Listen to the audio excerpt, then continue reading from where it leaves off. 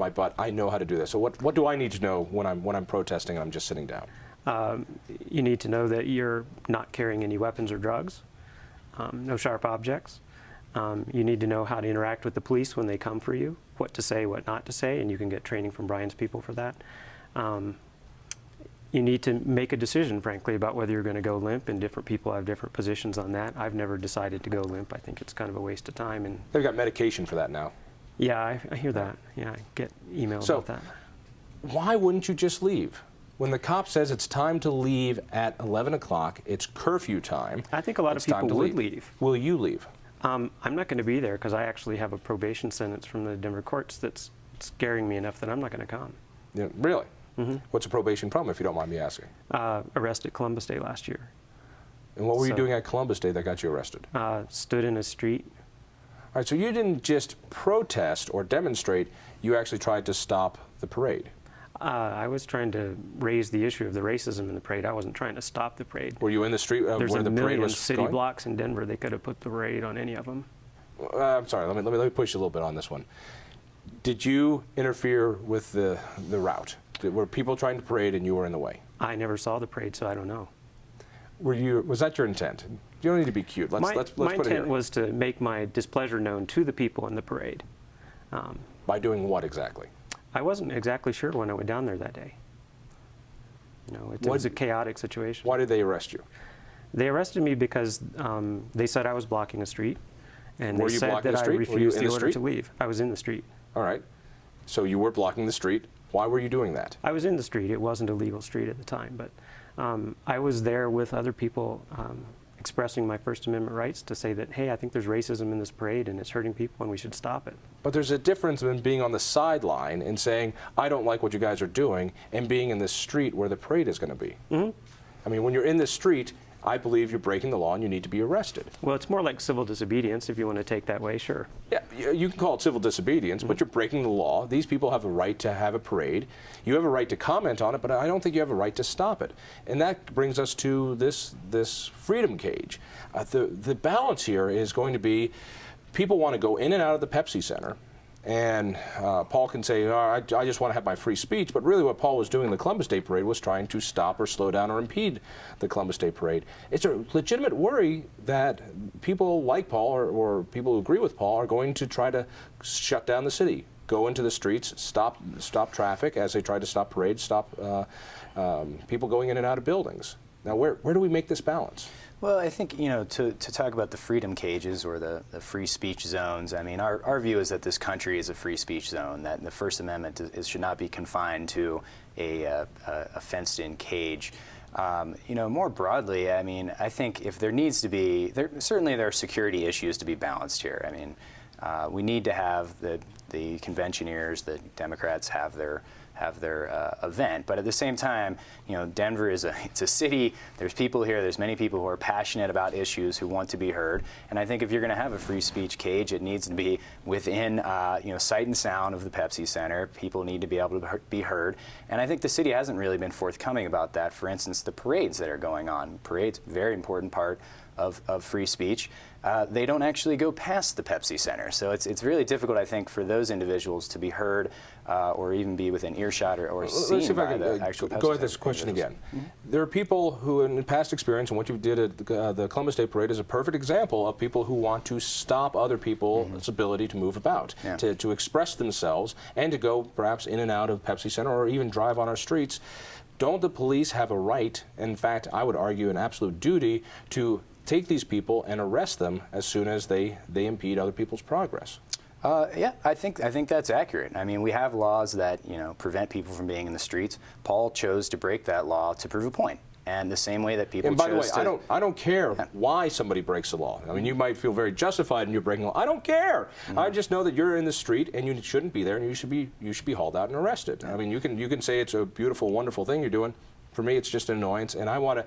And the Columbus Day Parade, as much of a problem that is, that's a tiny little thing. We're talking about how many protesters, demonstrators, activists do you think will come to Denver? I keep hearing the Million-Man March type of things. It's going to be 50,000. It could be 300. I have no idea. I would guess somewhere between 10 and 50.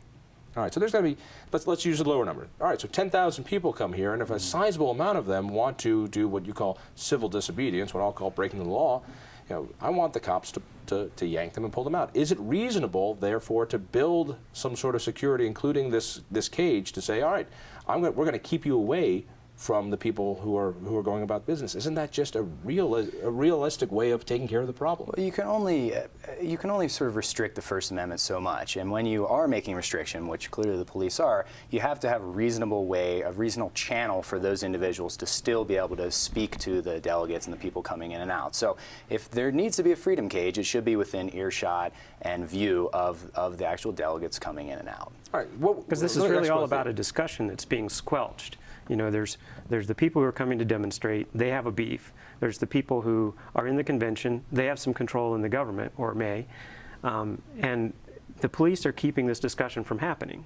Well, you call it a discussion. That's a wonderful euphemism. Well, the people who are coming to the DNC are coming here to cast their votes. Well, they clearly have the skills. Hang on. The police have the skills to set this up and make it a safe venue. But that's not the police job. If they care about the public order. The police's job is to keep the laws enforced. The police's job is to maintain the status quo, and the rich people like it that way because they're rich and they like the status quo.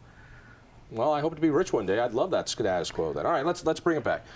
You've been in these cages before, have you not? I have. Give me a description. Democratic Convention in Los Angeles in the year 2000, about 15 to 18 feet barbed wire all around. When you say all around, I mean, how large was it? It was big. It was probably about the size of a football stadium, okay, roughly, next to the convention center in this case, and very limited entry. You had to go through a maze to get in, and there were police all around it with all sorts of weaponry ready to go. So it's a pretty frightening place to be, actually. What would make this satisfactory for you? In other words, what would happen to the cage here in Denver outside the Pepsi Center for you to say, I'm happy here. I don't feel like I need to go jump in any streets and impede any traffic. Or are you going to do that anyway? Well, I don't want to do that usually anyway. I mean, when the police tell me to go, I almost always go. I don't want to give the wrong impression here. You have been arrested for not going. I have been arrested for not going. Right. I've also been unlawfully arrested twice. So I know that this is, when the tensions rise in these mass protests, things go awry. As for the cage, I don't know what could make it satisfactory because the people who need to hear the message have no opportunity to hear it because they're locked in a convention center somewhere. So if the cage was, instead of 200 feet away from the entrance of the Pepsi Center, but 3 feet away, people could still walk, hear you, you could pass some leaflets through the chain link, but you could not actually impede their traffic as you did in the Columbus Day Parade. Would that be satisfactory? I think that would be a great improvement over what the cages tend to be. I didn't ask you that. I asked, would that be satisfactory for you? I don't know about satisfactory. I'd really want to have a heart-to-heart conversation with the people, who are gathered at the convention. Skeptical. Your heart-to-heart conversation was laying down or standing in a street and impeding a parade. That's not conversation. That's breaking the law. That was breaking the law, and I'm proud of myself for doing it, and part of a long line of activists who've done so. I would rather have a heart-to-heart conversation with the people who disagree. With the 10,000 people coming? With the people on the other side of the Columbus. That's wonderful. That's wonderful. Have a heart-to-heart conversation, but I want to make sure as soon as somebody like Paul breaks the law that they are swept away and taken away. I think you're sort of conflating two kinds of breaking the law. Sitting in the street isn't going to be aided or in any way affected by a cage. If people choose that kind of tactic. You will be impeding other people's progress and their rights to get around. If it's in a zone where people are moving freely, and they could be inside the protest zone. Let me drop a comparison. We've got a bubble law here in Colorado. People want to protest at abortion clinics. They can do so, but they have to stay 8 feet away. They cannot stop anyone from doing that. Is that an infringement on somebody's First Amendment right? Well, I think that seems like a generally reasonable thing. I mean, you're not necessarily impeding people's way. You are able to, I think, give them pamphlets, even though there is a bubble. No. You're not able to give them pamphlets? Not unless you're invited to come closer. You must stay 8 feet away. Mm-hmm.